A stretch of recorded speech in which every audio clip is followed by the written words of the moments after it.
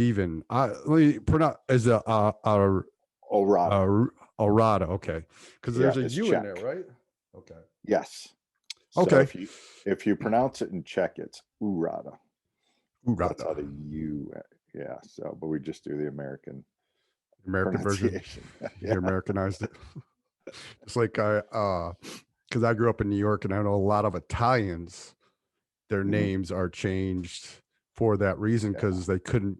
Their grandparents' names couldn't be pronounced, so they kind of just said, "This is how we're going to pronounce your name," and then they just kind of took it along the lines. Now, some are traditional, but so I understand. Yeah. So, you got a little history going on there between hunting, and then we got a big military background that we need to discuss. And so you grew up in Minnesota, and when we were doing this, we were breaking each other's balls about hockey because you're a Bruins fan and I'm a Flyers fan. So now I understand where that love of hockey comes from because you're from Minnesota. So it's in the Flyers. DNA. Yeah, I understand. Same way, I'm in the heart of football country, and I love hockey. And people are like, "What?" Yeah, I said, I like football, but I'd rather watch a hockey game, especially live.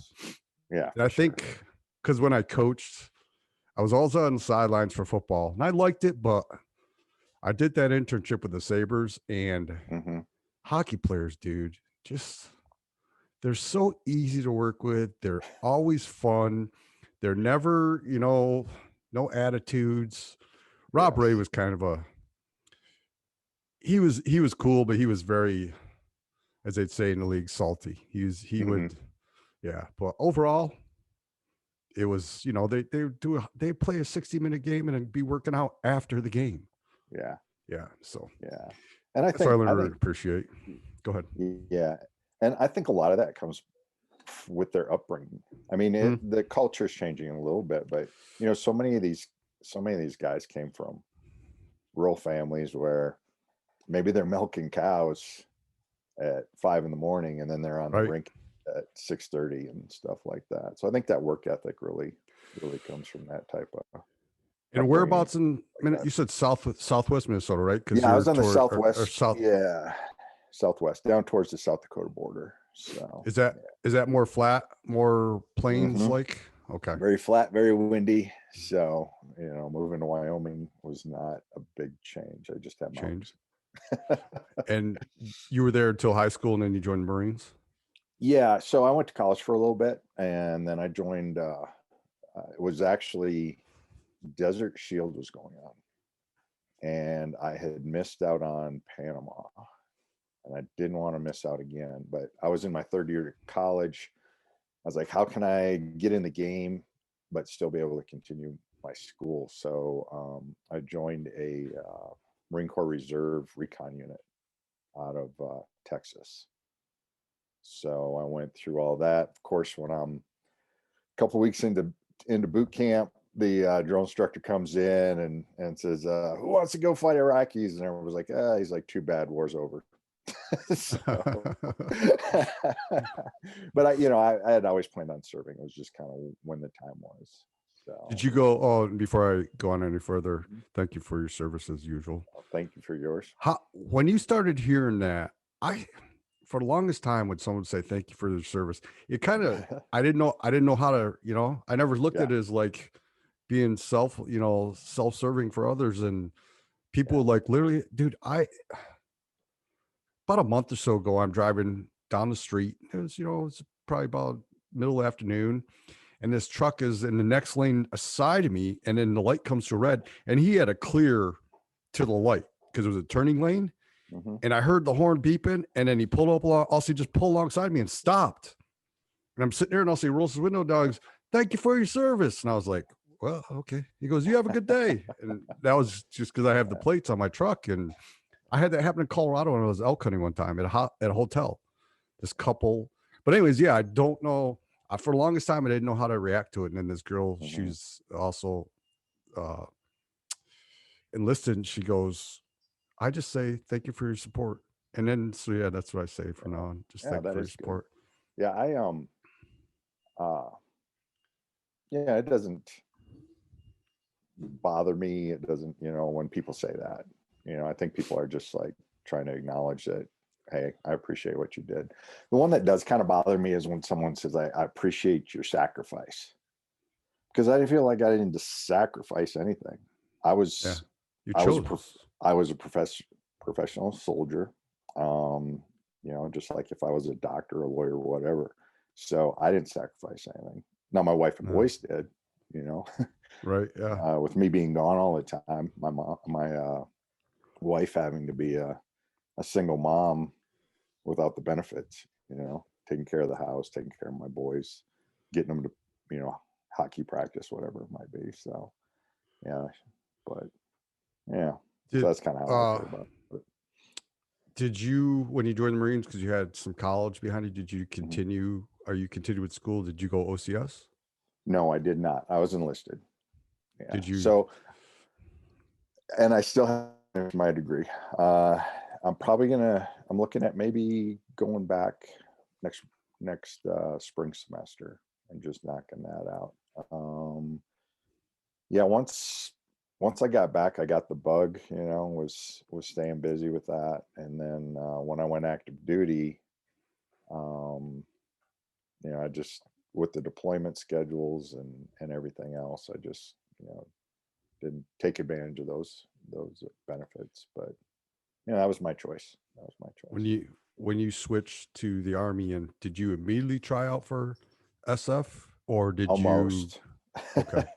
Almost. So how it worked that at that time, because you know it always changes. Even as a prior service guy, I couldn't go straight to selection, and I kind of lucked out because my recruiter was married to an SF guy, so she knew a lot of the ins and outs and stuff like that.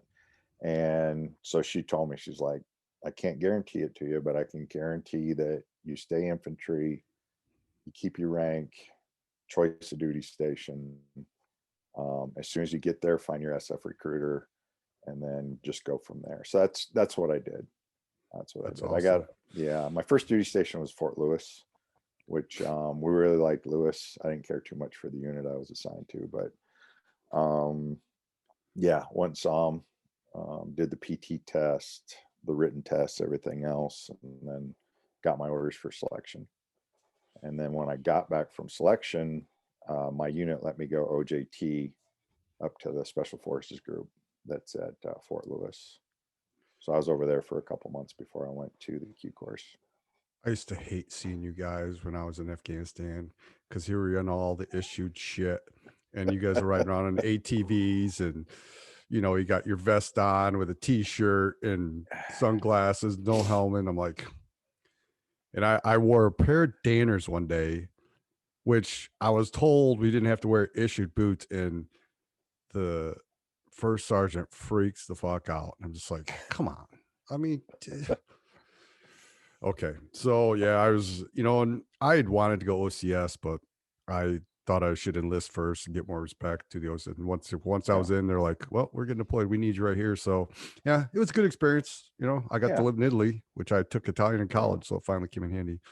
So yeah. SF, and you're in Fort Lewis now. I read about you, and which is, I mean, you do the cool shit jobs. I mean, they're not always cool, but you get to do you get the better gear, better assignments, the cool stuff. So Yes. you mentioned tracking Obama, or I'm Yeah. sorry, or, trust me, I do not dislike. I love the guy, and I don't know why I said Obama. It's That's all Osama bin right. Laden. Yes. And one thing you said you knew when 9/11 happened, he was involved. Mhm. So that was pretty much during Clinton era. You were tracking him, right? Yes. So when I graduated the Q course, I went to 5th Special Forces group up at, and I was immediately assigned to a part of 5th group where we specialized in counterterrorism, hostage rescue, things like that. So within my company, we always had an element that was forward. Um, and so that we were on a 4-hour string. So if something happened there, we had 4 hours to get on the C-130 and get to the crisis site, and then kind of wait for the guys from the States to show up. So yeah, he had been because he was involved with the first um Embassy bombing. well, there was the embassy bombings, there was the coal. I actually was in Turkey waiting to get into another Middle Eastern country when they hit the coal. Okay. So that there was all that.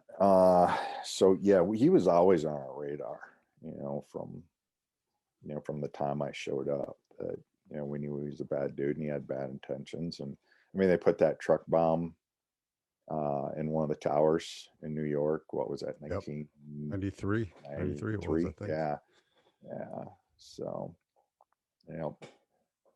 So Now, one thing I remember about when Clinton was in charge was there was a situation where I guess you guys had intel that he was at a certain farm and they launched missiles, but he had already left. I think I remember saying that like special forces was on the ground tracking him and knew he was at that location. I guess Clinton waited too long or something when they finally decided to.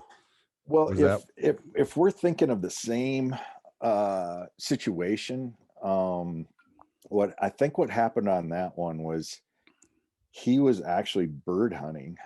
He had a place in southwestern Yes, this is it. Yep. Afghanistan. Yeah. So, which actually was Objective Rhino, where the Rangers jumped in like October of 2001. And that's where I ended up infiltrating into Afghanistan also. But I think he was bird hunting there, and there was a prince from another country that he was bird hunting with. So they didn't That's want to why. have that big mess. So That's right. yeah. Okay. And then so southeast of Kandahar is where he had what was called Tarnak Farms. So if you remember the videos where all the Al Qaeda guys were going through a obstacle course, jumping through the hoops of fire and all that stuff. Yeah, I was one of the first Americans in there, so that was pretty cool. So what is the closest you ever got to? Did you have ever visual on him? Did you ever see him? No. What about any So, of his second guys? Is the oh lower yeah. guys? Oh yeah. In fact, I told you how we used to rotate an element into Ford Theater all the time. The rotation before mine, those guys actually launched into another country because they thought that I'm forgetting he's in charge of Al Qaeda now. He was his 2IC, the Egyptian guy. The guy with the glasses. Yeah, I know what you're talking about. I can see I him. keep thinking Zarqawi, but it wasn't Zarqawi. But anyway, they thought he was on a flight in that country, and those guys launched out, but they weren't even able to get on the plane. The host nation said, "We got it," and they sent a couple guys on the airplane, and they're like, "No, he's not there."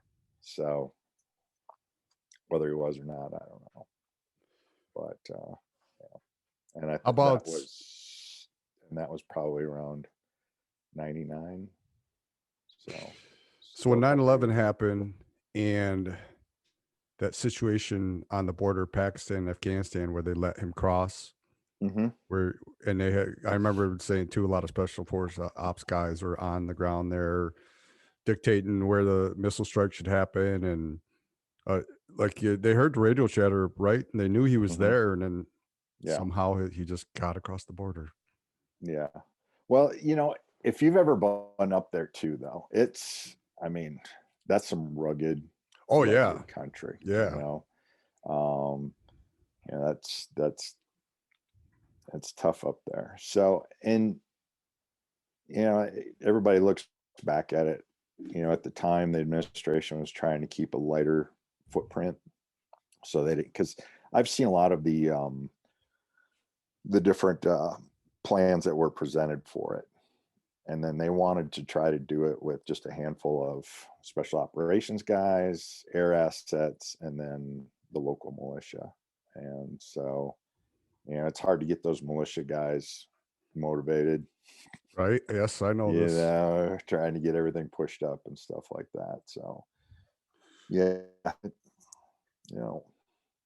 went down the way. Were you ever were you ever amazed at how you could pass through an area and there'd be guys in the same spot, like when you went through squatting, and as if you came through like 6, 8 hours later, and as if they never left that spot and they're still there Yes. sitting squatting, and you're like, so I know what you're.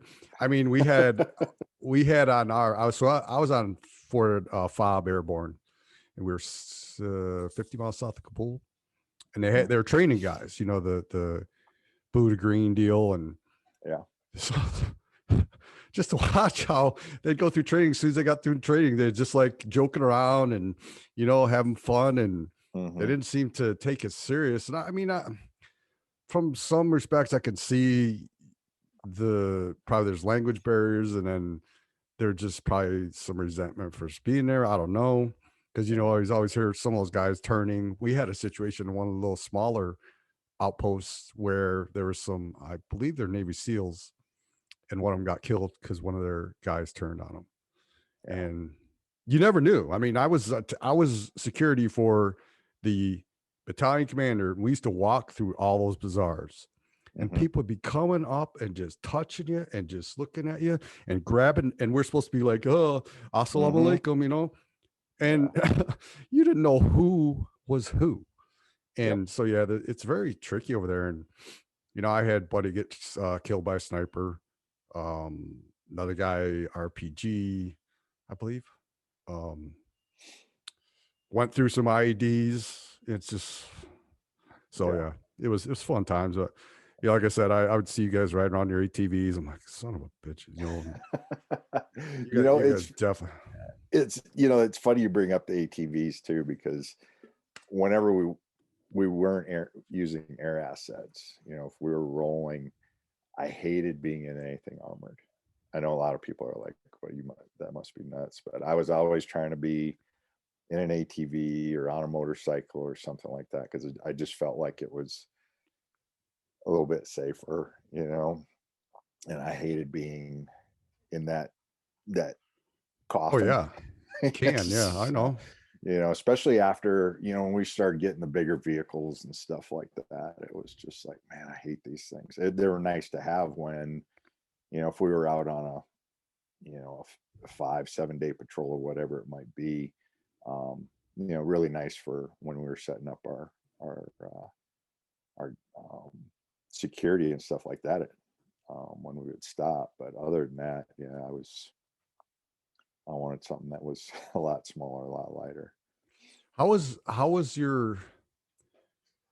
Because I know, don't the SEALs have to go through buds? There's a number of steps they take before they actually get assigned to a team, correct? Yeah. Is that the So same way with with Green Berets? with yeah, so with our Navy brothers, yeah, they'll go through buds, which is 6 months. And when they're done with that, they go to jump school. They get in their pipeline, and then they kind of branch out to the different MOSs that they might be doing, whether the guy might be a medic or whatever it might be. And then I think it takes them almost a year to get to the teams, if I'm not mistaken. For us, you go through selection. If you get selected, then you go through the Q course, and depending on what MOS you get, um, you're looking at, and then your language too, because the length of the language schools are different. Um, so, and like SEER school is part of our pipeline and everything like that. So you're looking at anywhere from like a year, almost to actually over a year to uh, almost 2 years for the 18 deltas, the medics, because their MOS portion alone is I think almost a year. So they're basically taking 4 years of med school and cramming it into a year on these Yeah. guys. I So, knew about that because I was actually looking at medic because my background as far as exercise physiology and stuff, I'd rather do that. But so what exactly were you sniper? Because I know you did sniper school and yeah. training. So was that your Yep. job? Yeah. So I had a strong reconnaissance, obviously a strong reconnaissance background, because I did the 4 years with the Marines reconnaissance, and then my time in the regular army, I was in scout platoon, and then but when I got to group, I ended up being on the assault side, which where I was at, you had to start out on the assault side, even the guys that were already sniper qualified, because you needed, in order to support this, you need to really understand everything about it. So I got to the assault side, and man, I absolutely loved it. 15-minute heroes. And I mean, we had the snipers that we had were the best in the world. I mean, super professional, and not just at the shooting part, but the commo part. They always call them sniper observers. I always thought they should call observer snipers, because 90% of your job is observing and reporting back. So I started out, you got to work your way up, because you've got all the experienced guys ahead of you. Was working I was on a 4-man cell, and I was the breacher for that cell. So, which was a lot of fun, blowing a lot of stuff up. That's just a lot good time right there. So I spent a lot of time there, and then kind of transitioned over to the sniper side, which is kind of the natural progression within the community. There's guys that will stay on either side for most of their career, where a lot of the guys will kind of move over. So I enjoyed both. Especially in Afghanistan, being a sniper in Afghanistan was was challenging, but a lot of fun at the same time. Is it really? Because I've watched probably like History Channel and Annie or something on sniper school, and then how they go through the hole, and which you were an instructor at. For you as a sniper, did you actually, like, literally, would it take you for hours to crawl a certain amount of distance and then just observe for, how was the longest, like, would you be out there for days at a time just Oh yeah. observing? Oh yeah. And it depended on your theater, depended on your job. I mean, operating in Iraq is totally different than operating in Afghanistan. The other thing about it too is I did not go through the sniper school at Fort Benning. So, and I'll probably hurt some people's feelings when I say this, but if you went through Benning, or you went through the Marine Scout Sniper, when you came to SF, you were not considered a qualified sniper. The only way you can be a qualified sniper is if you go through one of the soft sniper schools, whether it's the Marine Raider course, the SEAL course, or the Special Forces sniper course. So so ours is it's an 8-week course, and it's really kind of geared a little bit different than you would for your Army, your regular Army sniper course, because it's it's a different mission set. So a lot of reconnaissance, a lot of technical reconnaissance. I mean, we were working with cameras all the time. A lot of good shooting. The instructors there, best in the world and what's good about the Special Forces sniper courses, half of the instructors are active duty guys, and the other half are retired SF guys. So you always have that institutional knowledge there. So you don't have a bunch of guys that come in, do their tour, and then go back to the groups, and then the next guys that are getting in there are trying to relearn it. You have these guys that they're always there, and they kind of keep the keel pointed in the right direction. So I always said it's the only course I would do again. I mean, I had a blast. Yeah, It was hard. It was challenging, but I totally enjoyed going through that course. Yeah, when I read your bio, you said that's like that was your favorite job. So you were an instructor for SF sniper school. Yeah. So Okay. how it works in SF is we have what's called your level 1 snipers and your level 2 snipers. So your level 1 snipers are the guys that go through the school at Fort Bragg. And then your level 2 snipers are put through a sniper course at their group level.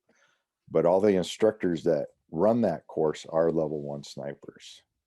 And what it is it's so those guys down at Bragg work their butts off. But you know, they get 40 guys per class, and I think they run five or six classes a year, plus all their other stuff. And you know, there's an attrition rate. You know, So, probably, you know, we lose at least a third of the guys. So to try to fill that gap in, that's how the level 2 program started. And it was kind of like how it was going to work is the level 2 guy will be the shooter, the level 1 guy will be the spotter, you know, because it's the spotter is the guy with the hard job. You know, I always joke about it's the monkey behind the gun, and then his spotter. the spotters have to know, like, pretty much they have to know the weather, right? Don't they have to know the Yes. winds and the humidity, all that stuff, temperature, everything? Yeah. Now everybody does that, you know. I mean, and but yeah, you're the one that's giving the shooter the wind call. You're giving him his range, you know, all of his dope. So if you're messed up, you know, it's because I've seen where, like, whether I was instructing or even as a student, like my partner in sniper school was just awesome, best dude ever. But I've seen it where you have a really good guy, because a lot of these shooting events, you'll be shooter spotter and then you'll switch places.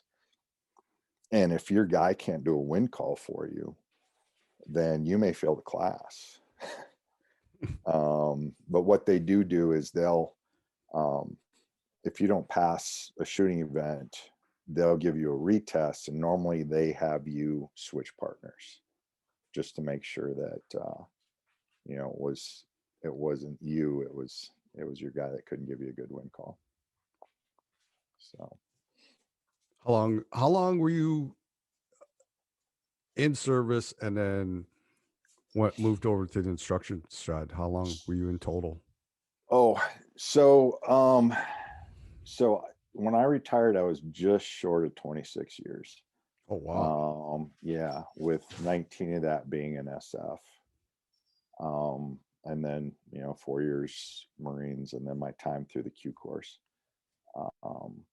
So I got on the teams in 99, and I did my first instructor tour in the fall of 2012. So, and I probably would have stayed on the teams longer, but my wife was having some health issues, so the unit took care of me. So It's a long time, 26 years. But yeah. it wasn't 26 years regular Army, which is nice. I mean, yeah, that stress. I saw some guys, you'd see these guys and you'd get their age and you're like, holy fuck, they look like they're 70, you know, and they're like a first sergeant and they look like they're 70 years old. And it's like, wow, I've been in for like 19 years. It's like, and I'm sure a lot of your senior NCOs had spent a lot of time in the 82nd. I was in 173rd. I know you were in Oh, the 173rd. yeah, my shit. Yeah, but okay, I'm sorry, I misunderstood your question. Yeah. Yeah. Yeah, we had a lot of guys come for Bragg and 82nd. We had one of my squad leaders, he was a 82nd guy. Actually, there was a couple, not all squad leaders, but there's quite a few guys from, and I know this, they all love Vicenza. They're like, wow, this is like a vacation. I'm sure they did. And the reason I bring that up, you know, because you're talking about how old they looked. We always joke about how 1 year at Fort Bragg equals 4 normal years, because that place just ages you. So yeah, our lieutenant colonel, the guy I was doing provides. I mean, I had a cush job as far as what I could have been doing. I was part of his security team, but he looked like he had his country club spot set up, and and the perfect white family, wife, 3 kids, house, dog, all that.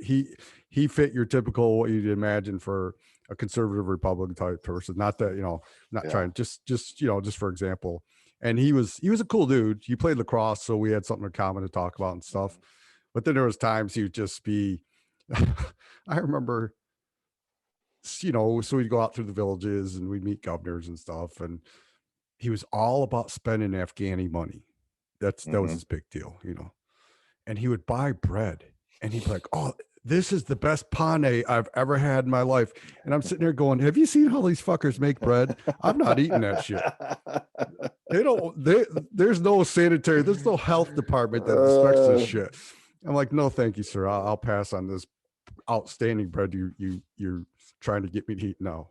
Yeah. And I remember one of our interpreters said their dollar, equivalent to American dollar, their dollar is worth like 0.00001, some ridiculously low number. But he was all about spending that Afghani money when we go into villages and stuff. But the bread, I'll never forget that. The bread, he just loved the bread. Yeah. So how is it when you transition now? So you've been hunting for a long time. Yep. And I love that you brought up memories, because your first bow was a bear whitetail. Yeah, I had the bear whitetail too, the one where you could make the adjustments to those little pulleys. We can adjust I think you could adjust the weight. I can't remember. It was a long time ago, but I was so excited to get that bow, the bear whitetail too. I wish I still had it. Now thinking back, all the toys I had growing up, if I had kept those, I'm sure you did too. I had a $6 million man. I had the Planet of Apes, the original, the whole mountain setup little toy thing. I had some cool ass toys. I had the Godzilla, where like you pull on the back of his head and the flame would, like the little flame thing would jut out of his mouth and his fist would fall. Yeah, I had some cool. Now looking back, I'm like, you don't think of keeping that stuff, but I wish I had kept that whitetail too. Yeah, I still have mine. Do you? Oh. Yep. Still have mine. Actually, I have mine and I have my grandfather's. Oh, that's so kind of how it started was, so my family had a hunting shack in the northern part of the state, and that was the big thing every November. My dad, my grandfather, sometimes they'd take me out of school and we get to go up there. But every November they'd go up there and rifle hunt. Well, my grandmother had some pretty serious health issues. So there was a point, my grandfather, I was trying to think about it the other day. I think my grandfather was either in his late 60s or early 70s when he took up bow hunting. And he did it because he felt that he needed to stay closer to home to help take care of my grandmother and stuff. So so he decided he was going to get into bow hunting. He's one of those guys. He got his pilot's license when he was 50. So my dad and grandpa didn't even ask me. I just came home from school one day, and my dad's like, "I bought you a bow. You're going to start bow hunting with your grandpa." I was like, okay. Great. All right. And I just fell in love with it. And I laugh about it too, because, when I was shooting with my sons, I was telling them, like, yeah, my first bow, yeah, it was a compound, but I didn't have a sight. This was my release. Yep. And the arrows are about that thick. Yep. I still have my dad kept a bunch of my old arrows too. I was shooting the Easton double X75s. No, it's like the Easton 1177 or I don't know, something like that. Yeah, those big aluminum ones with where you could draw your bow, shoot it, and then you could sit there and have a conversation while your arrow's still in the air to get to the target. You could see it flying through the air and talk to somebody until it hit the target. Yeah. Now, my dad's defense, he did offer to get me a sight, but I out to 30 yards, I was keeping a pretty tight group, like about a softball size. So I was like, no, I'm good. I got it. So, and looking back too, when you look at, you can't get on social media or YouTube or anything with the big heavy versus light arrow debate and all that. And, and I actually grabbed one of my arrows with the broadhead and everything, the old one. And, that I was shooting a 50-pound, you know, bare whitetail with a 520 grain arrow, and it's like, it is what it is, and we killed a lot of deer that way. So, but it was what you shot what you could get. But and now, I'm shooting a 70-pound bow with an arrow with a 570 grain arrow. So And it draws back so I guess it smooth, and you can just sit there. hold What do you forever. What do you use and what do you shoot? I last season I got a Matthews BRX or Nice. BXR, whatever Nice. it is. So I love that bow. I love that, and it's kind of funny too, because a lot of times I don't like to tell people what I shoot, because I had a during my service I kind of had a pretty long break from bow hunting, just because I Same was here. always deployed during hunting season and stuff like that, and so so when I got back into it, I made the mistake of picking a bow brand that some guys I followed on social media used. I'm like, wow, these guys use this bow and they kill a lot of deer and a lot of elk. So I'm gonna get their bow that's in my kind of price range. And it was a good bow and I liked it. And then my youngest son decided to get into bow hunting. So I'm like, well, I'm gonna give you my old bow, which was only a couple years old. And I'm going to get a new one. And I'm like, I'm going to do it different this time. So I had my list, I had my price range, I had my list, and I went down to the bow shop, and that Matthews was just on the list. I didn't think I was going to walk out of there with that Matthews. And after the first arrow, I was like, well, this is it. My bow picked me. And I love that thing. I love that bow. So That's the way it has to be too. I tell, I've had people ask me about getting a bow, and I'm the same way. I'm like, don't go in there with tunnel vision, because you may be yes. set on a Matthews, and then you draw Mhm. back a Hoyt or a PSC or something. You're like, whoa. But yeah, you can't. You have to draw different bows back. I was a Matthews. I love Matthews. I just, my nephew works at a bow shop in upstate New York, and he started telling me about elites, and I was like, eh. And then I went and shot one. And I was like, and it was just when Matthews, the VRX or VXR, whatever, came out. Mhm. So yeah, last spring. And I Yep. was gonna get, and then I shot that elite, and I was like, and then I was lucky enough. I don't have a brand loyalty. Like, I'm gonna go with the bow. I do like Matthews though. They're. I was happy I had a Halon, and I was happy with that bow. Oh yeah.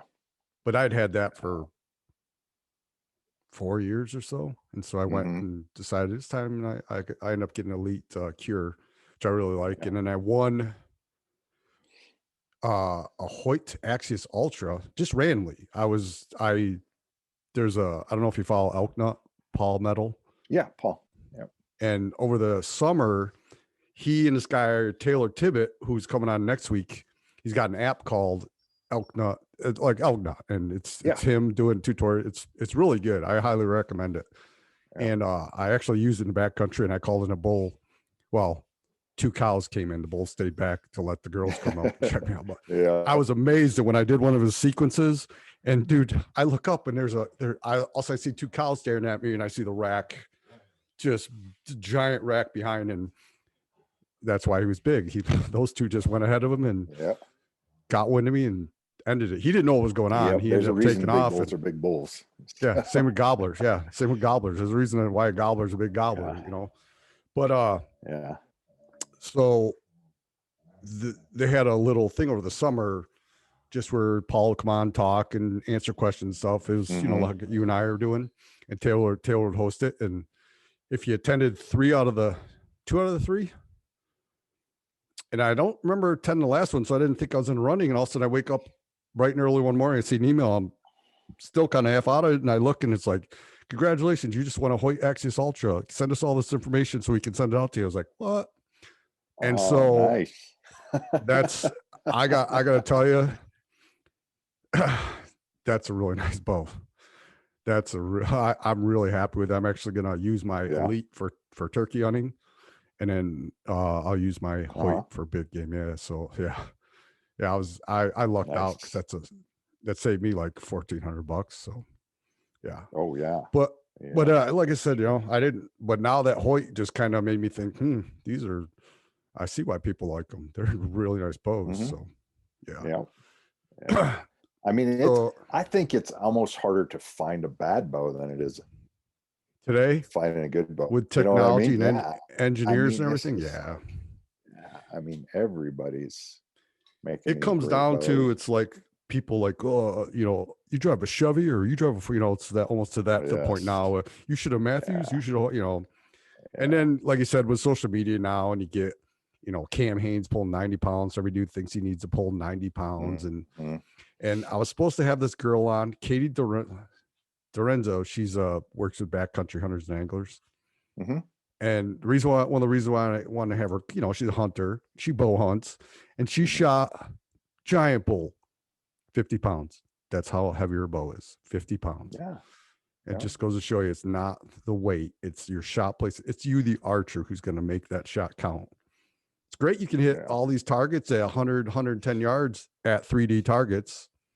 When it comes to the Mm-hmm. real deal, you know how it is. It's a big different situation when Yes. you're, whether it be It is. military or bow hunting, when you got that game in front of you, that heart rate and everything, and you can train for it, but game Yep. time comes, that's where Yeah. it matters.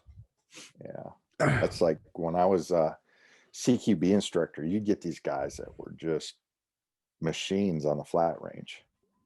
But then as soon as we took them into the house and they started doing CQB, it was like they sensory overload. And it would just be like, you'd be on the air horn. And it's like, okay, what'd you For the do? for Pretty the unsafe. audience, CQB, what's that? Close quarters battle, which break it down, room clearing for the most part. Yeah, breaching You're doors, all going that in. stuff. Yeah. Yeah. So, yeah. Sorry. Sometimes I kind of. No, I understand. Yeah, I know. You spend all that time in the military, and then you're like, Yeah, I have all all the those acronyms. and yep, and people are like, huh? Yeah. So Mm-hmm. yeah, we're gonna dumb it down for you. Don't worry. Yeah, for sure. But I understand too about the whole not being able. I really missed it, and I was like you when I got out of the service.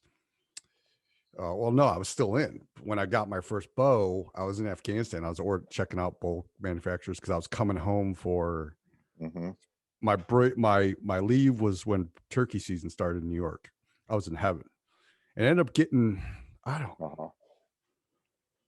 What's the company that makes all the dampeners and stabilize? Like they make stabilizers. They make a lot of things to make your bow quieter, and I can't think of the limb saver.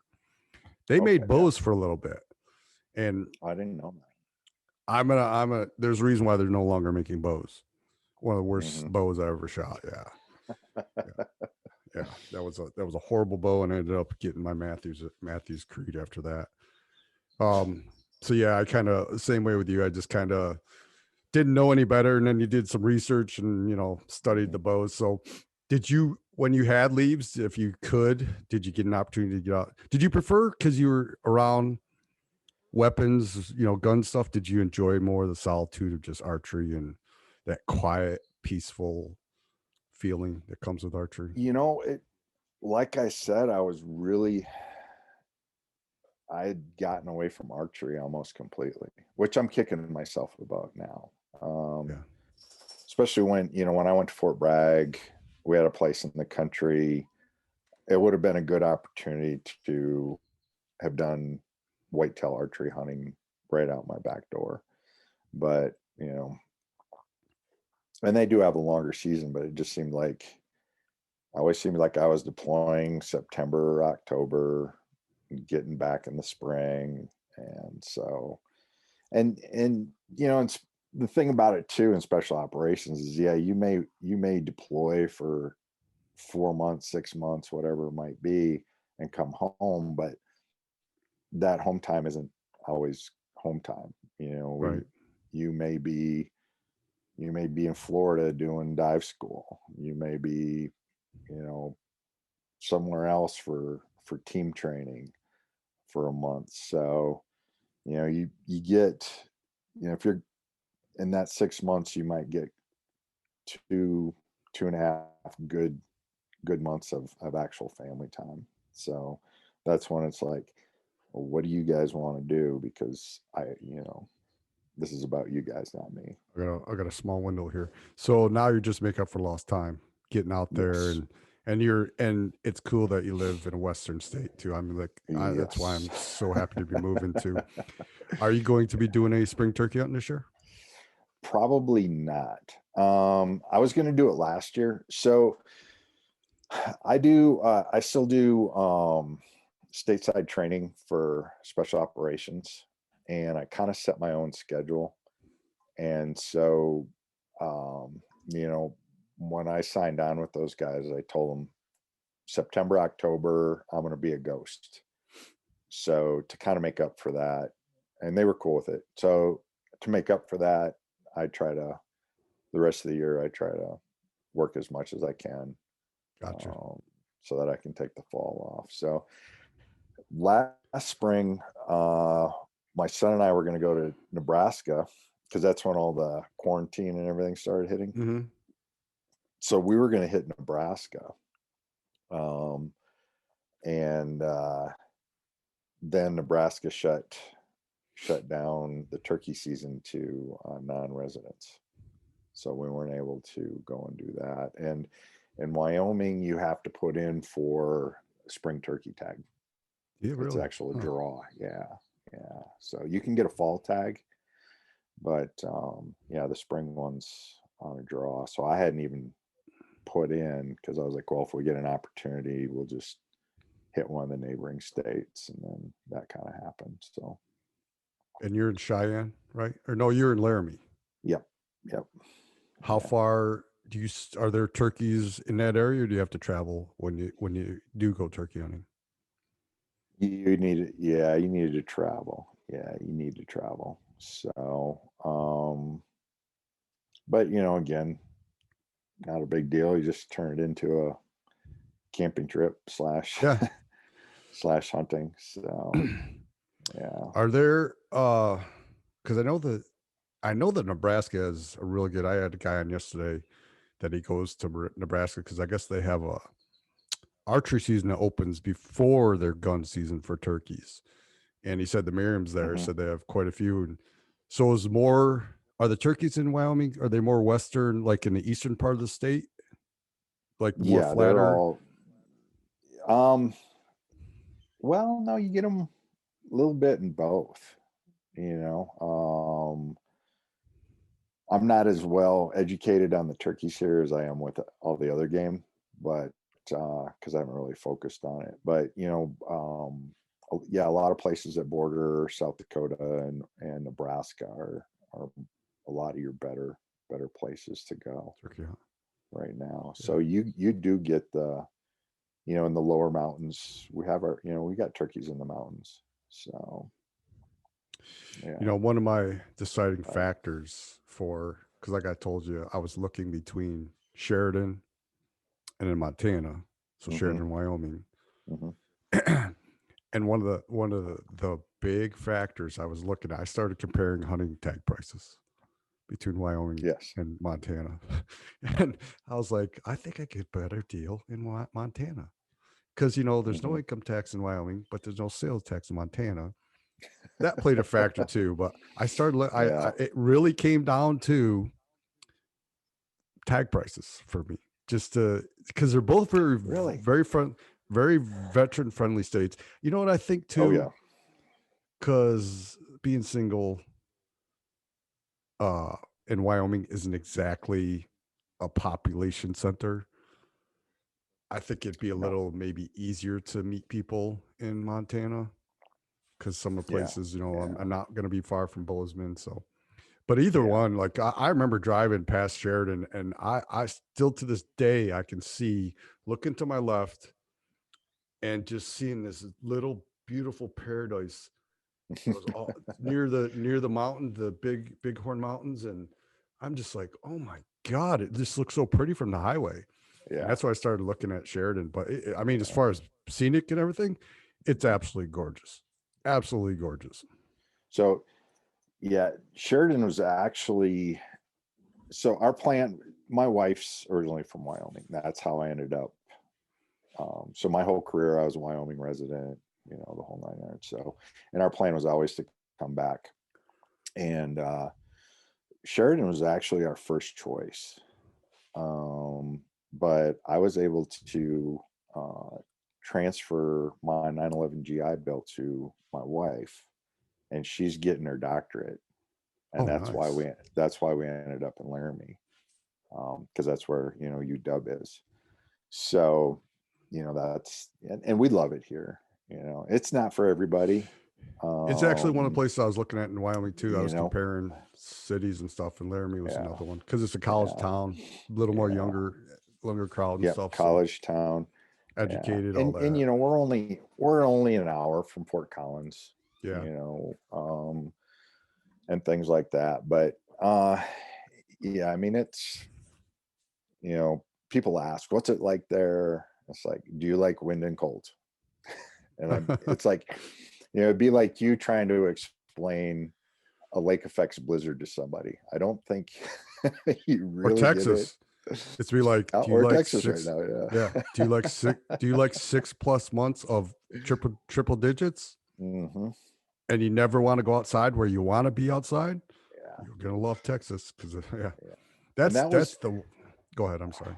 yeah, no, I was just saying, because that was, you know, living in San Antonio all that time. You Yeah. know, I loved San Antonio, but the weather just crushed me. And Yeah. then the only time I've had allergies in my life was the live oaks were killing me Did you while get I that, was living dude? there. I've never. Twice a year I have to get steroid shot and a Z Mm, pack, an yeah. antibiotic pack, because I will Hmm. get. I'm done until I get that. I am a complete useless piece of organic Yeah. material until, because I mean, my every orifice on my face runs, eyes, nose, everything. It's just, yeah. I've taken pictures and sent them. They laugh. I just stick tissues Yeah. up my nose because they won't stop running. It's pointless to try Yeah. and blow my nose. For Yeah, sure. For and I sure. never And had that's, that till I got here. yeah. And it was the same thing. You know, it seemed like forever I had the endless summer at Fort Bragg, which again, you know, it's the Southeast. Everywhere in the Southeast, it's hot and humid. And so I'd be in Afghanistan or Iraq during the fall and winter, and then I'd come back to Bragg for the summer. So it just felt like I had a decade and a half of nothing but summer.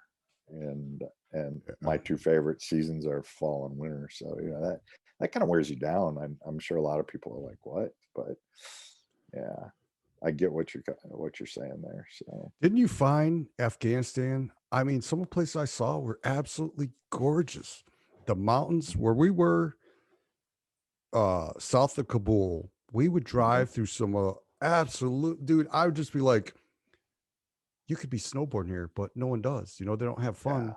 And then it yeah. could, you know what? I came up with a good tourist idea for like extreme snowboarding or extreme skiing with actual like live rounds being fired at you because you're having fun, you know, because they don't like to have fun, but I'm just sitting here thinking, going, oh my God, you could be doing all that, but I don't think it'd be safe to do it. So, Yeah. yeah, some of the streams, I'm just sitting there picturing fly fishing in them and stuff. I mean, they're just beautiful. Yep. And it Yeah. reminded me of being in the Rockies, and that's made me miss. I'm like, oh, I Yeah. miss all. Yeah. I miss Because that scenery, like you. my first, Winter. yeah, yeah, my first trip, obviously, I was down south. We were based out of Kandahar Yeah. and doing all our missions out of there. And then I had a pretty good break because then it was going to Iraq. And then when I did go back, my first trip back, we were just west of Kabul, so I know those mountains you're talking about. And then I did a bunch of trips where we were operating out of Jalalabad, out east, and it was real pretty there too, because like I said, you could look to the south and there was the Tora Boras, and you look to the north and you got the beginnings of the Hindu Kush and everything. So, but yeah, it was a lot of, and there was actually just north of Jabad, there was this big snowy bowl. I was like, man, I should bring my skis and then just have the Black Hawk guys drop me off at the top Right. and pick me up at the bottom. I was Just like, and just have them monitor you while you go down, just in case you get yeah. unexpected fire or Oh something. yeah. Well, actually, my teammates were gonna film me from the Black Hawk, and I was like, man, if command finds out, that might not go so well. I was doing recon, sir. You don't understand. So So so I know the draw is they're closed in Wyoming, right? Didn't they close for like their tags and stuff? All the applications they're closed. so right now for applications that are closed are elk for non-resident. It's elk. I think just elk right now, and then you've got a couple more months if you want to try to put in for sheep or moose, and then pronghorn is the deadline's the 1st of June. You still have So to. Is it easy to get a pronghorn tag though there? Because it seems like there's so many, or is it more? Is it not so easy? well, as a resident, obviously it is, but now I have to put in for the draw as a resident even for pronghorn. I can get a general tag for deer and elk. Everything else I need to put in for a tag, but for a resident, it doesn't run on a point system, just for non-resident. So, and the unit that I always pick, not many people pick it. It's kind of like one of those. So I'm always guaranteed. And what I like about the unit that I have is it's not as sagey. So it's the best meat ever, I was gonna say it because probably they're plays a actually factor in. eating this. It does. I mean, it's Yeah. like where my wife grew up, they have the sea of sage, and so growing up, her dad basically stopped hunting pronghorn because he couldn't get anybody else to eat it because it was so sagey. Same thing with mule deer. I'd rather shoot a mountain mule deer than one down on the sage flats. But so kind of funny story. So when I was getting my tags here, my wife, who's a big supporter of hunting and everything else, she doesn't hunt, but she's like, I'm just letting you know I'm not going to eat it. And I'm like, that's fine. That's fine. And the unit I hunt in, like the pronghorn I got this year, I had a lot of encounters with this guy. And every time Was he it with would your be bow? out grazing with the cattle, yeah, he was grazing out with the cattle, and then he'd come in to a water source, and I did a third stock on him with my bow and rifle, and I realized I was only going to be able to get about 130 yards, and so no bow shot. So I backed out and grabbed the rifle. I ended up taking him with my rifle, which was kind of a bummer because I really wanted to get him with the bow, but bring him home. I'm packaging him up, and I took part of the back strap and just cut it into thin pieces, butter, salt in a cast. And my wife's like, that smells really good. I'm like, yeah, you want to try it? She's like, I said, if you don't like it, I'll just eat the rest of it. And she's like, oh my God, this is amazing. So she loved the meat so much. She's actually thinking about putting in for a tag this year. Awesome. That's So cool. yeah. And it's all about, and what they eat. I mean, being a New York guy, it's the same thing in Minnesota, Wisconsin, Michigan. Those deer up north in the woods taste a whole lot different than the deer that live down in the agricultural areas. So, how was your elk hunting this year? Did you see a larger number of hunters because of COVID? Did you have more interactions with people? oh my God, this was yeah. So it was a tough year. It started out really well, getting my pronghorn, and then so I'm all jacked up for deer and elk, and it was just a series of tough events. Super dry, Yes. one of the driest years. This year we're hurting for snow, so not Oh, looking really? good again. So Yeah. Okay. Yeah. So, and then what really, in my opinion, hurt us the worst was because of COVID, we got so many out-of-state campers this year. I mean, if there was an open patch in the national forest that you could throw a tent on, there was a tent on it. And unfortunately, a lot of the people were treating everything like it was a rest bathroom and a truck stop, and ripping around on their ATVs. So that really put the animals. I volunteer at the Game Fish, so talking with those guys, they're really worried about fawn recruitment this year because our deer numbers were already down. Our elk numbers were stable, but talking with the biologists, if a doe or a cow gets bumped X amount of times, continually bumped, she'll abort the fawn. Or if she has the fawn and she gets bumped, there's X amount of times where she just won't go back to get the fawn. She goes into self-preservation mode. And so now you lose that fawn, or it's by itself. So predation might get it. So that's a big concern. The old phrase of loving it to death. I'm worried that might be happening here. Because you see it in Colorado. I have a lot of good friends. I got friends that I hunt with from Colorado.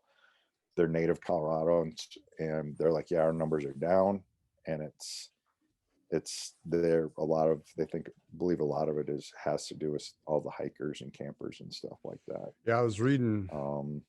Because I went to the University of Colorado, so I still follow like the Daily Camera. That's the local newspaper.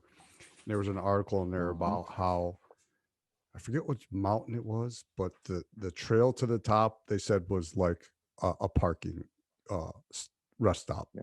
There were people like shitting behind rocks and not cleaning up after themselves, and just because there's a higher number of like hikers and backpackers and in the backcountry this year because of COVID.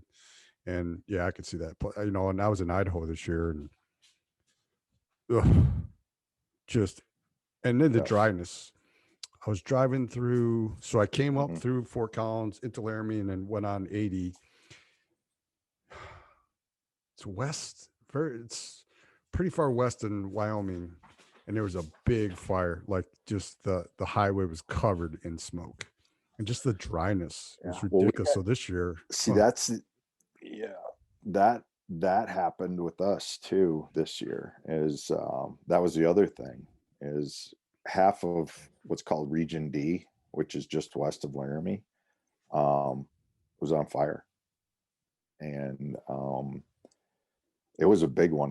What saved us from it getting worse was we got an early September snowstorm. Yes, I remember that. Yeah, helped put it out. Otherwise, there was that big, huge one out by Fort Collins, like north and west of Collins, and that ended up being the third largest in Colorado history. And it almost merged with that one coming from. At one time, they thought they were going to meet. Yeah. So basically, from Laramie to Fort Collins was going to be in fire. So, luckily that didn't happen. But Yeah, it was just a rough year. So, hopefully Did next you year and the did you get next, into any action with elk or no? Quiet? Yeah. not at all. And I was talking to, so when, cause they shut down, I mean, literally from 1:30 all the way to the border was shut down to hunting for most of the season. And, which for people listening, that's a big area. I mean, a huge area. And, one of the Forest Service guys, and because I had to flex into some other units, and he told me too that not only because of the fire, but when we got that storm, the cows went into their migration corridors. So this is like the second week of September. September, yeah. The cows are in the migration corridor, which where the cows are, the bulls are going to go. So where all the elk normally are, they weren't. So it was like, what do you do? What do you do? And I hunt Idaho every year for general elk and deer, the rifle, and same thing there. It was a tough year up there too. Yep. So That was my yeah, first year hunting Idaho, and I heard one bugle and saw one bull, and that was it. Same with yeah. I have Do you take private. What's that? advantage? Do you take advantage of the deal they give for disabled vets? They changed that up this year. I did. I Uh-huh. got my tag last year for $39. Yep. This year, they I don't know if did you do the whole online thing December 1st and had to So yeah, so the people I hunt Colorado with, because of all of our schedules, we decided that we're going to put in for the deer draw instead of doing the two generals like we normally do. Because one of them, she's disabled vet too, and after last year and then our schedules this year, we kind of looked at it and we were like, maybe our best option is put in for the draw. So that's what we're going to do. yeah, But I heard because go ahead. it with the website crashing. I Well, and think, not only that, so you get on and yeah, I logged on about 45 minutes early. Well, it didn't matter because they randomly gave I was like 5,675. That was my number. yeah, And I'm just like, I was like, and so I had the area I wanted, but they only are allowing now for disabled vets. They still do that deal. However, hmm, they put a cap. So yes, every area I was looking at, so I okay, actually I got in and it was taken because they were so overloaded. Like I hmm, clicked on, I wanted Tex Creek. I clicked on it. Yeah, said it was available. When I went to go pay, no longer available. I was like, yeah, and then there was nothing. There was yeah, nothing. Everything it was gone. And so I'd have to pay regular uh, hmm, non-resident yeah, fees. And I'm like, well, let's see. I'm going to Utah. I've got a great spot in Utah. I've got private land to hunt on Utah. yep, This year sucked. I mean, I found 3 active wallows. Then that big storm came through and winds and snow, and I didn't see anything, didn't hear anything.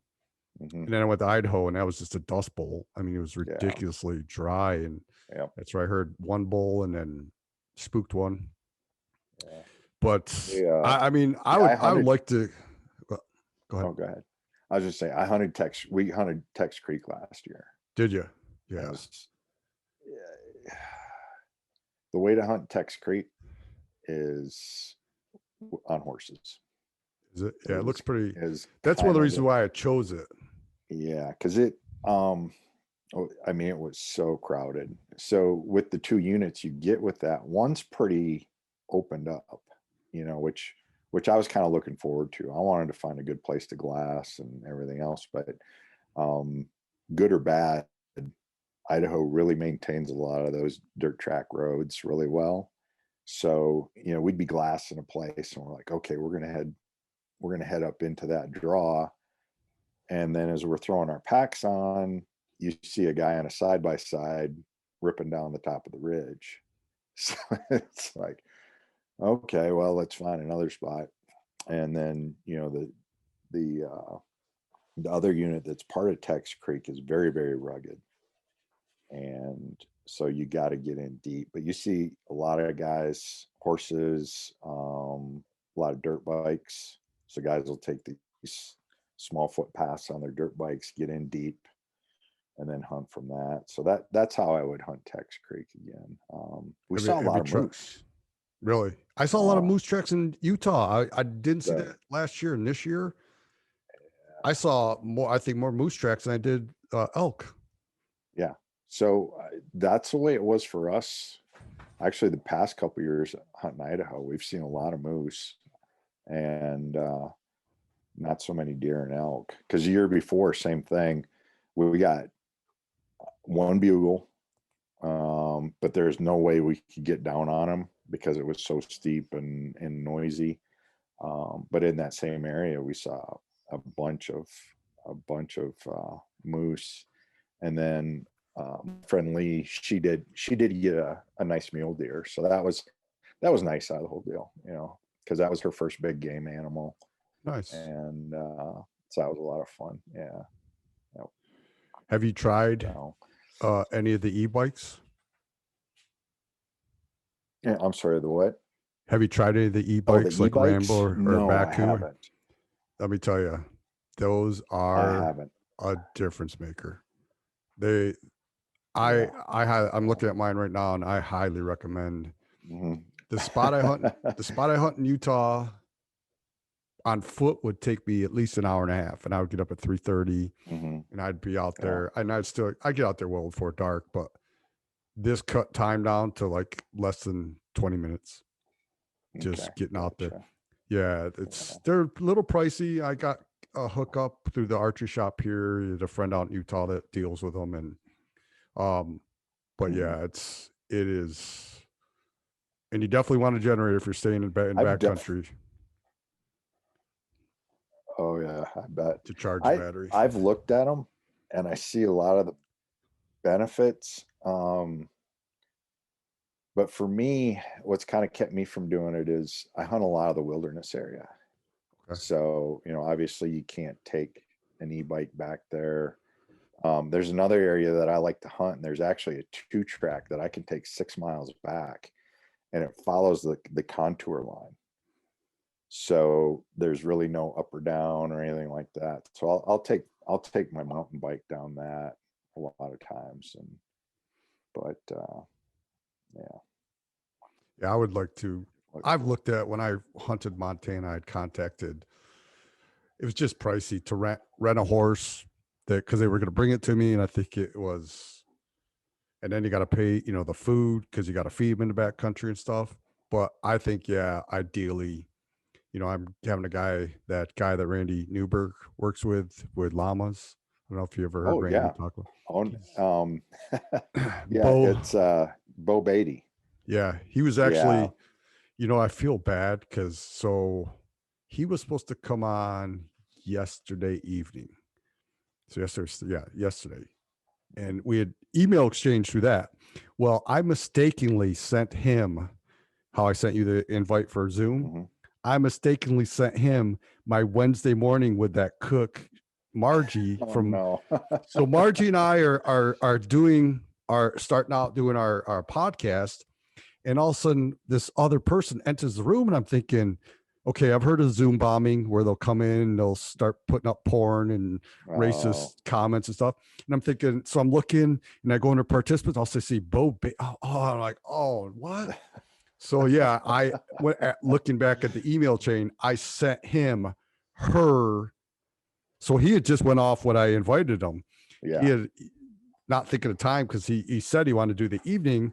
And I felt so bad because I know he's, I believe he's got some medical issues and stuff going on right now that Randy's talked about. So anyways, he took it kindly, and we've emailed, we're going to reschedule. And so he's going to come on and talk about using llamas and stuff. So I was one of the best people you'll ever meet. I heard good things. And he was so nice during that, when the short amount of time, and I felt bad. I felt like, because I've been looking at llamas for a while, especially with my back issues and stuff that I've had. I'm like, how can I increase the number of years that I can backcountry hunt? So, Right. yeah, I gotta kind of see where we end up after my wife graduates and everything else. But yeah, I definitely have been leaning towards llamas. What are your back issues? Did you have surgery? What's your back issues? Yeah, so couple hard, just the life of an SF guy, all those years. Plane, yeah. Couple hard landings in helicopters. I had one where I ended up having to get neck surgery. While loading on the lower back. So, it's Are you able to do any like yoga or anything to help, yeah. Kind of relieve all that? Okay. Yeah. So that, and then when I was in, we had it's called the Thor Facility, and each special operations unit has one, and they staff it with physical therapists, strength coaches, the whole 9 yards. So I took advantage of that when I was in, and then if I have certain issues, I can always reach back to those guys and say, hey, this is what's going on, and they'll send me a workout program or whatever it is. So because I was actually medically retired, so I wanted to do at least 2 more years and get at least one more combat rotation in before I actually hung up the spurs. But it just didn't work out. And one thing that I really learned about that too, going through all that, was, and I actually apologized to my physical therapist, because she was doing everything she could, but I wasn't doing everything on my end. And the biggest thing that I learned educating myself and everything else is a lot of my pain came from my poor diet. We were that's when I was instructing. Time was always tight. We didn't always eat the way we should, and just finding out how like sugar, what an irritant Oh yes. sugar is, Inflammatory joints, all that too, yeah. inflammatory, the whole 9 yards. And when I cut all that out of my life, then my recovery just sped up, light speed. So yeah, so then I went in and hugged her and said, I am sorry, I was not doing my part, and you were busting your butt trying to make me feel better, or trying to fix me. Yeah, it's having been in the coaching field, strength conditioning, and working with fitness and personal training. So people don't understand how, I always told clients when I did personal training, you got an hour with me. That means you got 23 hours the rest of the day with yourself. That's where it comes in. What you put, I had this one girl, I'll never forget her. When I used to personal train in New York City, she would come and hug over, dude, at like 1:00 afternoon. But every workout was this: how come not losing weight? And then she would tell me what she did the night before, eating chicken wings, drinking wine. And I would try and tell her, it's what you put in you. You got 90% of your day is with just you and what you do. You got that 1 hour with me. I'm not going to change anything if you're not changing what you're doing. So Exactly. people don't understand what, people take better care of their cars than they do their bodies. They really do. And I get that. And I'm going to credit that quote to Paul Coffey. Remember him, defenseman? Oh yeah. Yep. Because I read a book on strength conditioning for hockey, and that was his one thing. He goes, people take better care of their cars than they do their bodies. And it's really true, especially now, the way sedentary lifestyle I have is. That book. By Peter Twist. He was the strength coach for the Vancouver Canucks. Yeah. Strength conditioning for, Coffee. Yeah. And I'll never forget that. I've remembered that quote for almost 25 years. Yeah. It's true. And, but yeah, and you learn, sometimes it's just a learning experience, but for sure. it is. It's what food wasn't meant to be put in a box. It wasn't meant to be packaged, and all the packaged foods, all the good stuff is on the outside of a grocery store.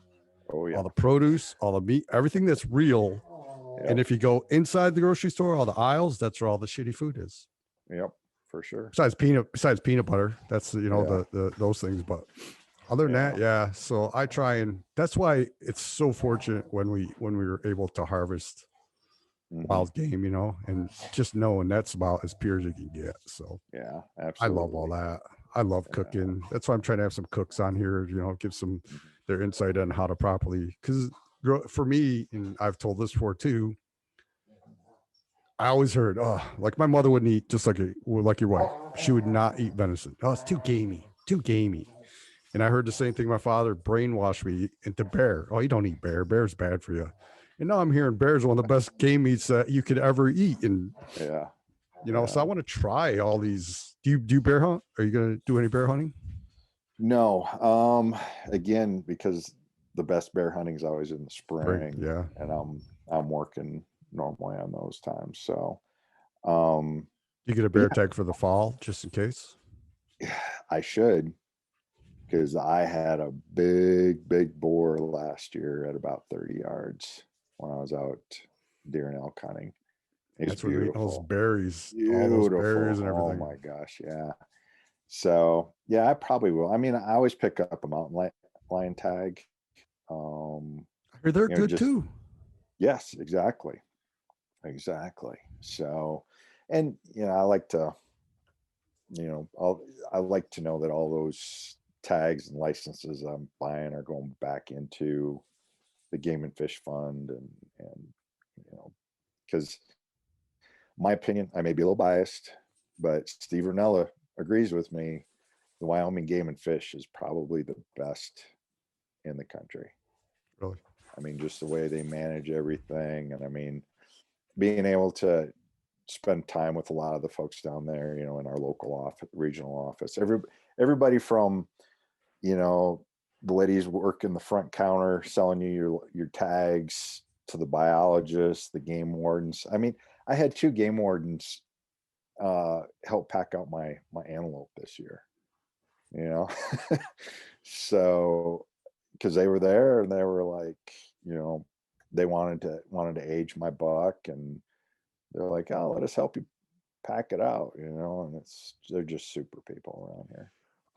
I've just been buying, I've got 2 points right now for Wyoming elk. And once I do, I'm going to let you know. Maybe we can do a little hunt together. You can take me some spots, but so we're probably looking at 2 to 3 years. Last time I got and checked the odds for you to get a general tag, right now it'd be 4 points. Yeah, because I heard it's a minimum 2, so I've got 2, and then I'll get my 3rd this year. But so I haven't really interacted much with their fish and wildlife guys. Montana, I have. That's where, I don't know if you've seen the episode I just posted with the Julie Gola there. We talked about wolves. She and I, so when I started researching hunting in Montana, I know to contact the biologists and game warden, and ask them. Don't say, hey, where can I find out? No, just start, hey, I'm looking at this area.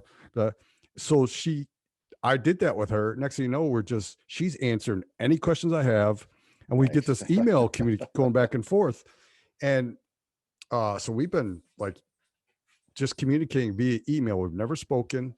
And long story short, like, she hooked me up with a guy, a ranger, or a game warden, excuse me, from Montana. And he called me personally, and we talked a little bit.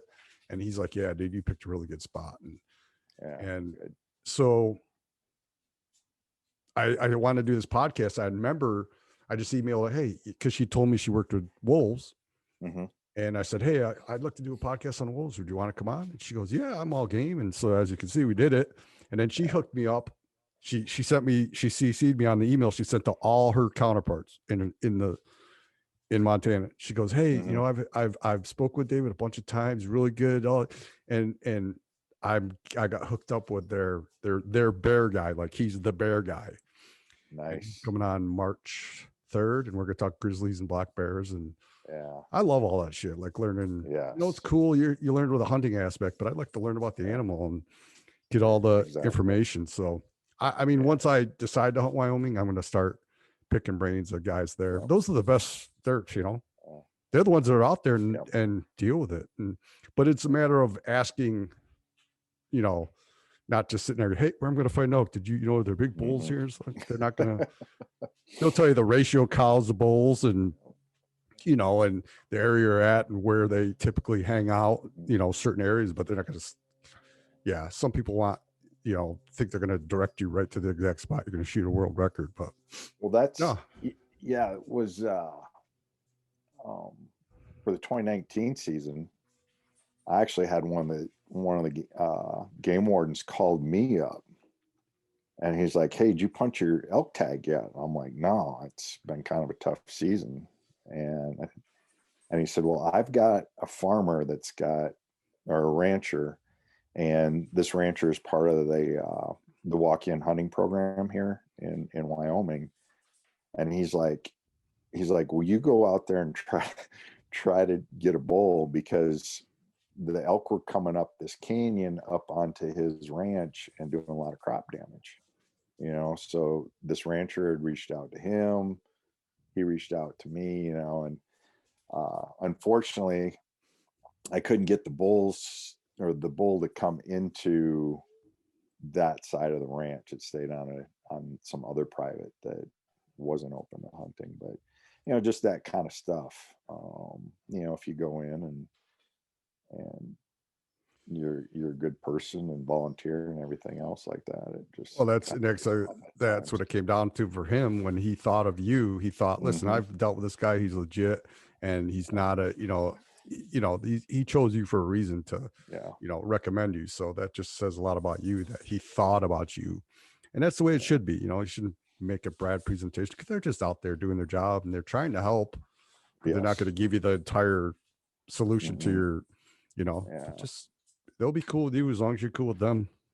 yeah, yeah. And all the, all the cool stuff that they do too. Like a couple summers ago, our local BHA chapter coordinated with those guys, and they came in and did a class on CWD, and then they had a couple roadkill deer, and they showed us how to remove the lymph nodes.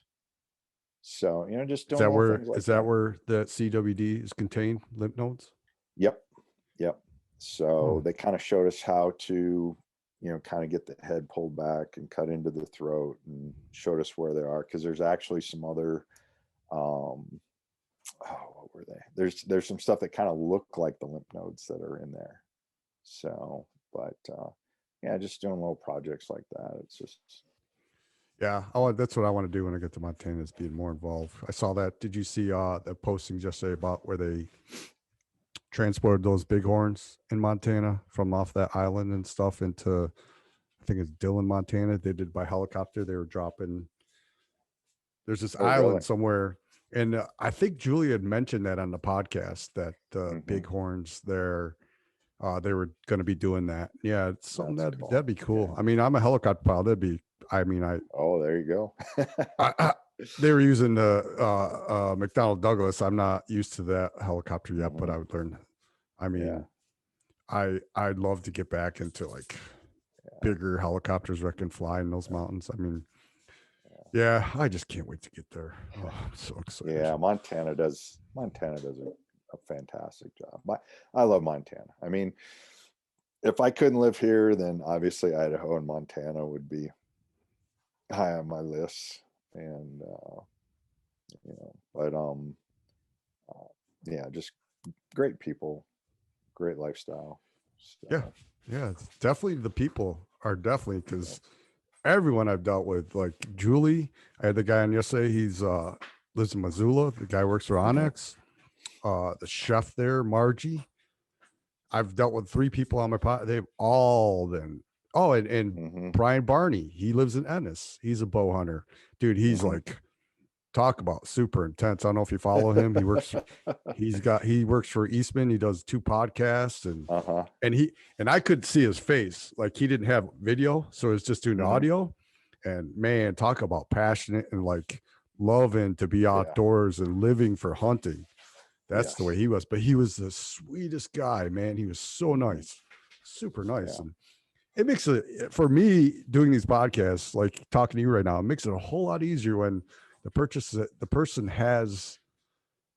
loves what they do, and then it's just everything just flows. I mean, I've had one or two where I'm just kind of like, I'll be going here to the screen and top right, there's the time. And I'm looking, okay, if I can at least get a half an hour, this will be a decent podcast. Yeah. So Yeah. I had to, not against him, for Total Archery Challenge. You could see the frustration and because he's got this great event planned, but because of COVID, yes, it's an outdoor event, but he doesn't know if people have to wear masks. Vermont canceled on him, canceled the event, and he has to deal with things like that where, and there's no set standards or rules or laws for him. Every state is different. So, he knows he's going to have these events, but at the same time, he doesn't exactly know what he can and can't do. And that one wasn't, and that's not the blame on him. He just tell him, man, this is a guy trying to do a business and he can't do what he wants to do yet because he's not sure. So that's gotta suck, man. Yeah. I listened to that one when I was on one of my daily that one hikes, was short just because and like you said, you could hear his frustration. And the thing about it, I haven't been able to shoot one. I was going to start shooting them last summer, and then with everything that happened, but you can just feel the guy's frustration. And what I do like about it, and you guys brought it up, is it's not a competition. It's just a bunch of people going out, having that bonding of, a bunch of archers out there.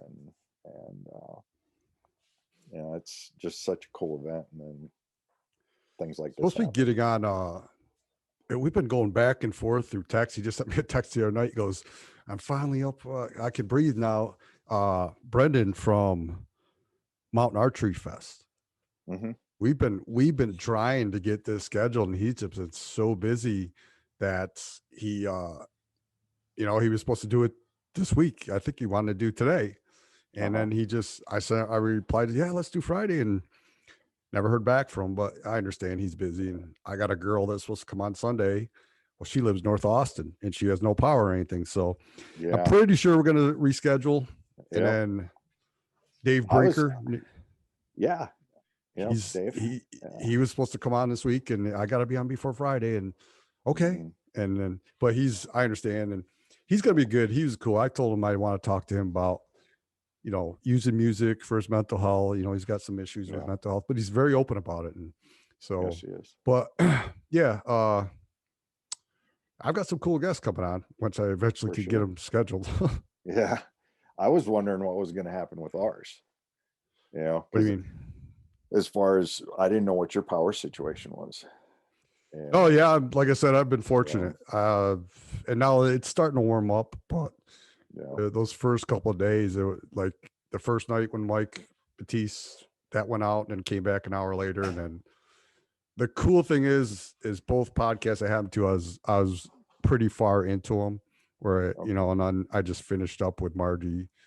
We actually went on for like half an hour. And then Mike, I want to make sure he gets what he's about, because we were just talking like you and I, but I want to make sure he talks about Out Calling Academy and lets everyone know what he's got going on. And as soon as the screen just froze. Well, and I'm like, oh my.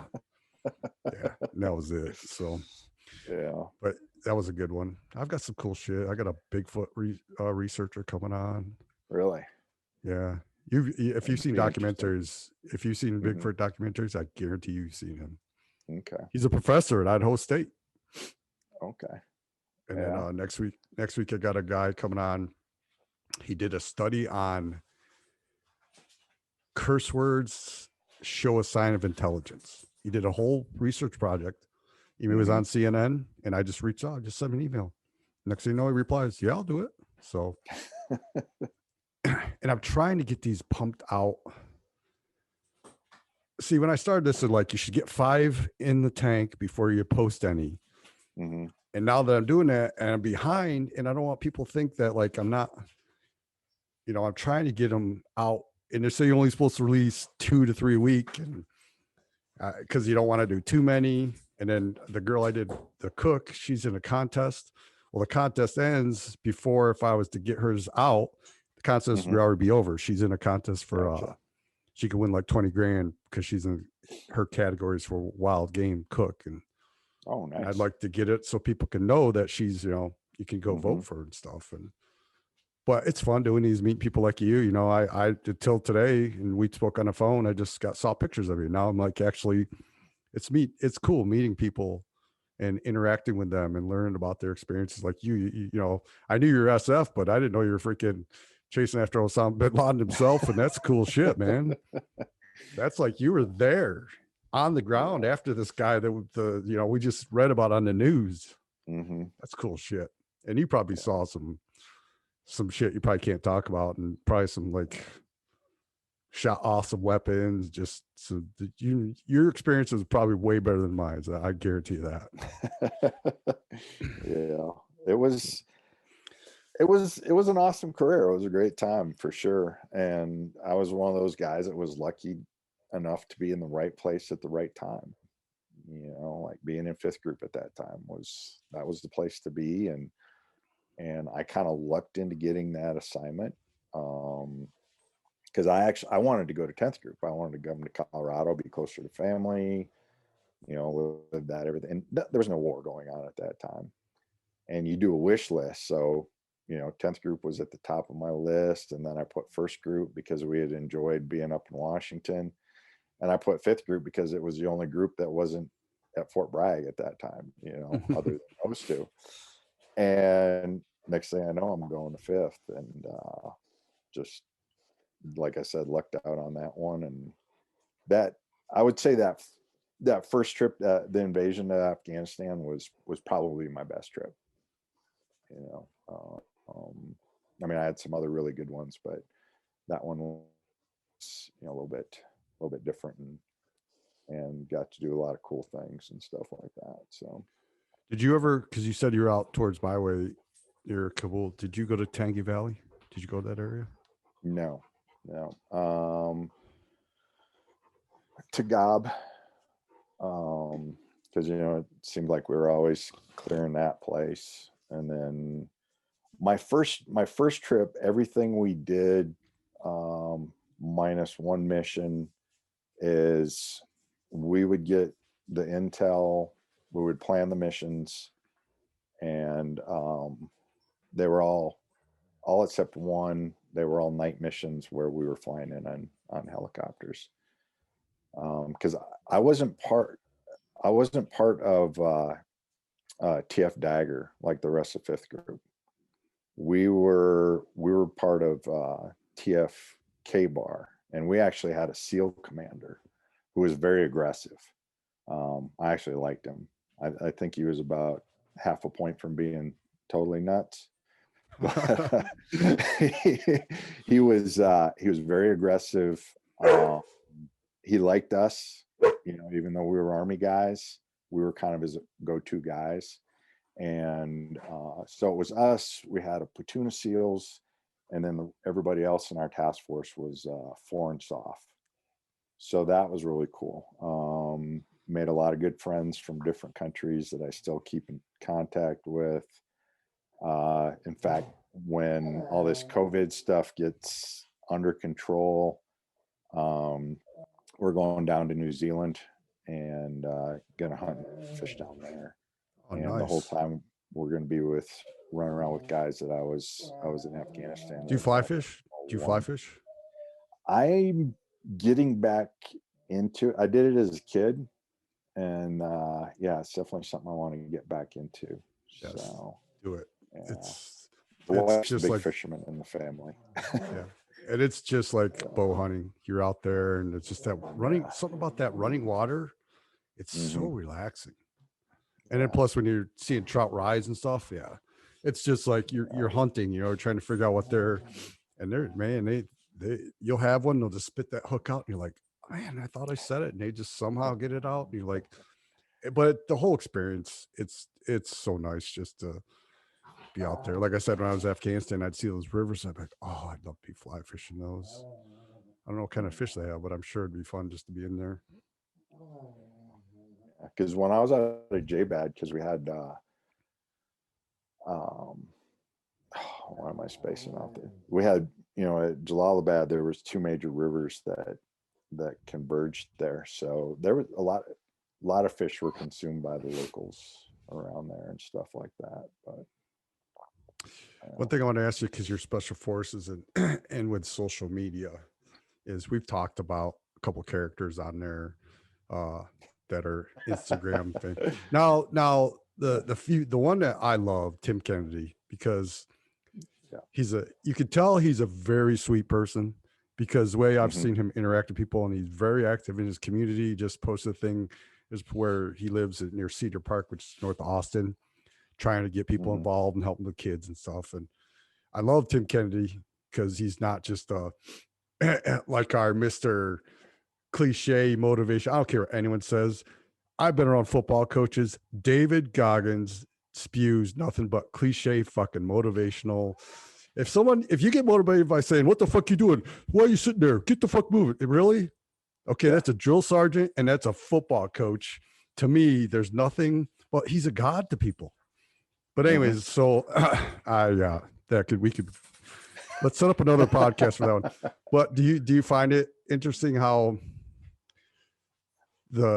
people are enamored with, because you have that special forces and people just think it just seems like they put this status on you because of that. And I think some of these guys may be using that monetary advantage. Good for them, they're making money off it. But I think people are kind of smitten with the fact, oh, they're a Navy SEAL, and I'm learning from a Navy SEAL. It's like, I don't know.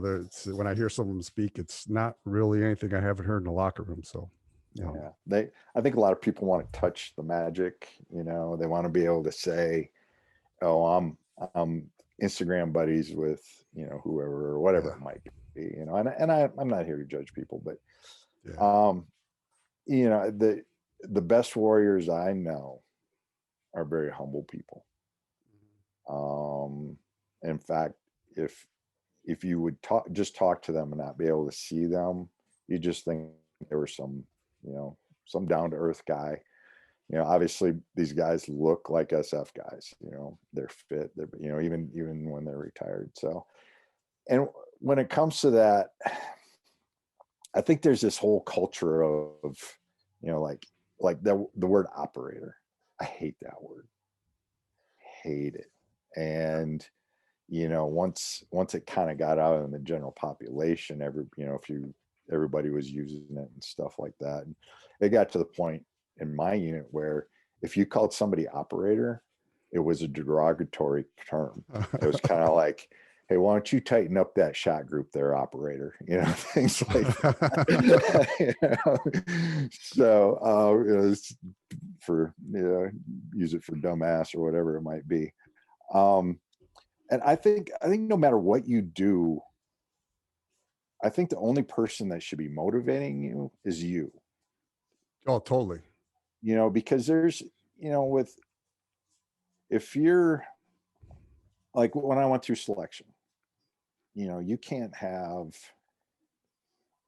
you get into your own head, and if you need someone like that's, they're not there for you. And so your the brain quits way before the body ever does.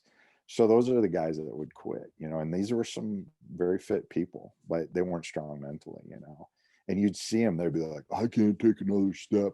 I quit." And then 5 minutes later, you see them walking over the trucks like they were couldn't go anymore. Yeah. But they thought they couldn't go anymore. So I find inspiration with different people, and a lot of the people that especially during COVID. So to stay in shape, I grab my pack almost every day and I go out and do miles, and I'm usually on the same trails, so I see a lot of the same people. So the people that motivate me is like, you see an elderly couple, they're out there getting after it every day because they're just trying to have a healthier life. Or maybe it's somebody that was an athlete back in high school and haven't done anything for 20 years, or maybe they never were, but they're like, I want to make a positive change in my life. Those are the people that inspire me, but I'm the person that has to motivate myself. Because if True. I'm, the deal, when you're backcountry hunting and you've been out there for a couple days and you've got a bunch of miles under your belt and you're living in a tent and a sleeping bag, there's days where, oh man, especially if you haven't been here in the bugles, it's like, Yeah. do I Oh really, yeah. do I really want to get out of this tent or at 4 a.m, lace up my boots and try to do it every day? And yeah, you do. You're looking for the reward, and a lot of time the reward doesn't necessarily mean you had to punch your tag, but I mean, think about all the beautiful stuff we see out there. And Exactly. then, and it's the same thing if you're sitting in a tree stand in upstate New York. I mean, think about all the cool things you get to see nature do that you Hmm. wouldn't if you kept your Especially, butt on the couch. especially bow hunting.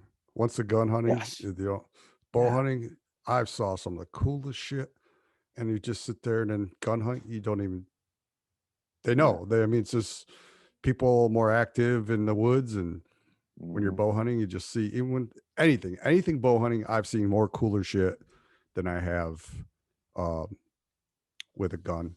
And speaking of, when you talk about motivation, have you watching Destination Elk with Corey Jacobson? I have not started watching that yet. Because there's you'll, it's what you're just talking about. It's very relevant to one of the episodes because Mhm, that's what happened with them. They went 10 days without hearing a bugle. No, I don't, maybe hear the bugle, but they didn't get any action. mhm. And stop. I got my two Rottweilers here, and one of them's a puppy. And yeah, so when you see the shaking and me looking there, they're getting very rambunctious. So I may have to wrap up here in a little No bit. I think they problem. probably go off. But anyways, yeah, Corey was like, they finally got a bull, and he goes, you guys didn't notice, but I was to the point where I was getting very irritated, and people were just the littlest things were setting me off. You didn't see that. Mhm. And so he talked about that because we hadn't had any action, and it was just that whole mindset, and that one Yeah. bowl changed everything. And they just kept pushing, and that's the thing, like you said, the mindset. It's easy to talk about it, and you just have to find that inner strength, like you Mhm. said, where the mind goes, the body will follow. I'd never forget that quote I've heard from Frank Zane, long time ago, the bodybuilder. Mhm. I remember hearing that quote, and I've always thought about that. Where the mind goes, the body will follow. So Yeah. it's and being special forces, you are one person that knows that all the stuff you had to go through just to get to where you were to get on a team, that's a Mhm. mental fuck in itself. And like you Yeah. said, the guys, a lot of attrition just because the guys are, oh, I can't do the same more. And then Mhm. there they are joking around Yeah. 5 minutes later. So Yeah. Well, it's like, when you go to selection, it's broken into part of it's individual and part of it's you're part of a team, because they have to make sure that you can operate on your own and doing the right thing when nobody's looking, and they have to make sure that you can be part of a team. And I remember we were out doing our land navigation, and one of those southern storms rolls in, and I mean it was just hammering down wind or rain where you couldn't see 200 yards. All kinds of guys just quit right there because it was raining. It's like, this is going to stop. yeah, What are you guys doing? What are you it thinking? sucks, but you're You not know, gonna die. yeah. And it was funny too, because you get guys that'll quit in selection, and they'll make stupid comments like, well, this isn't what I thought special forces was. It's like, this isn't special forces. You're Yeah, being you're being assessed to see yeah. if they want to try to train you to try to become special forces, and but yeah. Yeah, and again, it comes from mindset, what your expectations are and what reality is, those two Hmm. separate things. And you have to be realistic. You know, everyone, like when it comes to hunting, you want to get that bull. You want to, and hearing them, the anticipation gets a little bit more, but it may not work out. And you just have to not get frustrated. Like you said, take that in, take all that's Mhm. around you. That I think about some of the things I've seen and said, if I wasn't out here, I wouldn't see it, you know? And Yeah. that's the beauty of what, and people don't understand when people are like, oh, you hunt? Yeah. It doesn't Mhm. mean I'm out there randomly killing things. I'm enjoying where I'm at, you know, Yeah.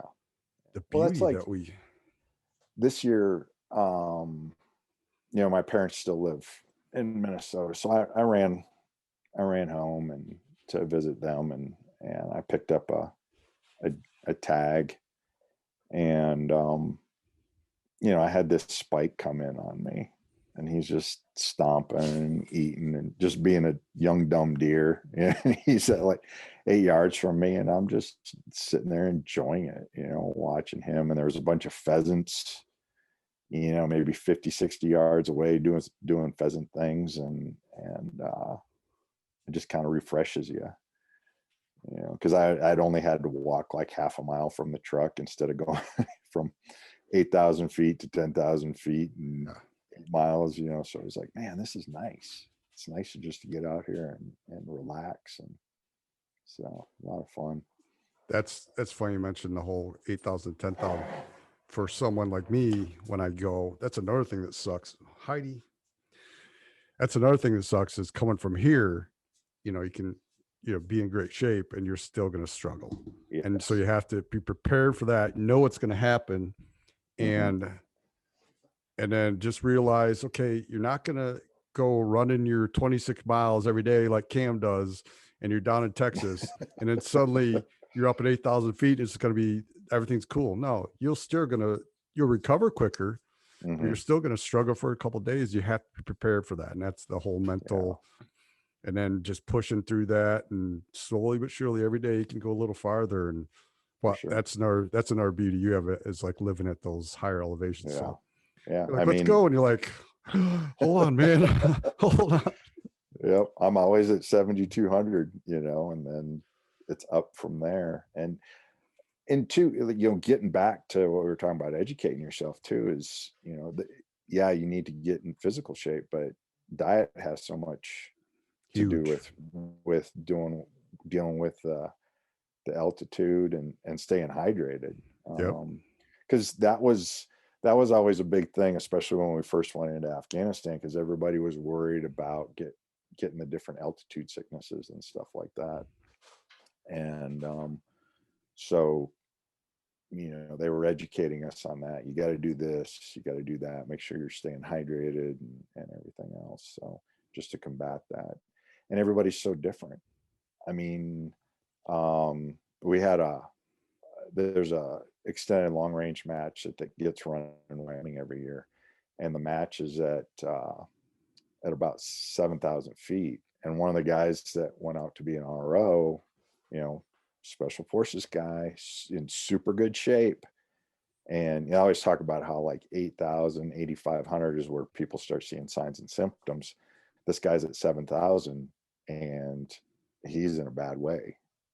Um, and it's just him, you know, he did everything he could. He was in really good shape, but some people just aren't wired for that altitude like that, you know. And he went down 1,000 feet perfectly fine. It's fine. Yeah. So yeah, Yep. So just be prepared. You go that back country exactly. from flat land, you will struggle. All right. I'm going to wrap this up because I think Sounds these good. two need to go outside. This is Yep. awesome, Steve, man. I had a good time Yeah, it's talking to you. great talking with you. Thanks for having me Yeah. on. Roger that, sir. Thank you for coming on. You have a great day, man. Thank you. You too. All right. See you, Steve. Bye bye.